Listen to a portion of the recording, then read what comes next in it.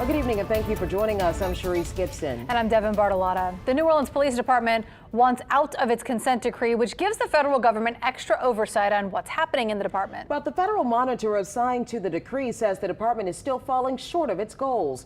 Our Whitney Miller was in the courtroom this afternoon where tensions were high. Yeah, today there was clear contention between the judge and the counsel representing NOPD. Among a long list of noncompliance issues brought up by the federal monitor, the city told us they disagree and can prove the department has complied with the decree's mandates. Wednesday, interim police superintendent Michelle Woodfork and her legal team were seen leaving federal court after a nearly 2-hour-long consent decree status hearing.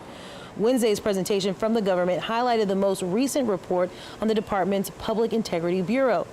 In that report, a long list of instances in which the NOPD and PIB did not meet compliance, like inadequate training, concerns over staffing levels, and timeliness in completing investigations. Twice as many murders in 2019, twice as many shootings than 2019. The city is afraid. Ronald Surpass was the police superintendent back in 2010 when New Orleans entered the agreement. He wasn't surprised to learn instances in which NOPD is not in compliance because the department doesn't have the manpower. Performing constitutional policing under a consent decree requires significant staffing to continue those very important pieces of the consent decree that the city agreed to. The way it's been done in the past. But Eric Hessler, the attorney representing the Police Association of New Orleans, says the consent decree is the very reason why staffing levels cannot be reached. It is causing problems. It's causing attrition. It's causing an increase in crime. It's causing the police department to spend a whole lot of time, energy, and resources into trying to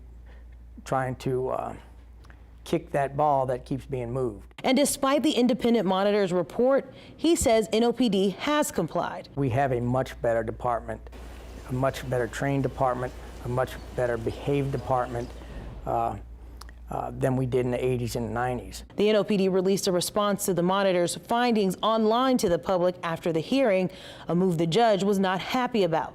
Hessler says it was a move of transparency. And show that, hey, we have made the progress that this consent decree demanded. Hessler went on to say he's happy that the city is standing up for itself in what appears to be a losing battle. The city wants the judge to rule on their motion to terminate the decree within 60 days. The judge said today that timeline is unlikely. The next hearing will be on June 7th, and there will be a public hearing in which residents can ask questions and make comments.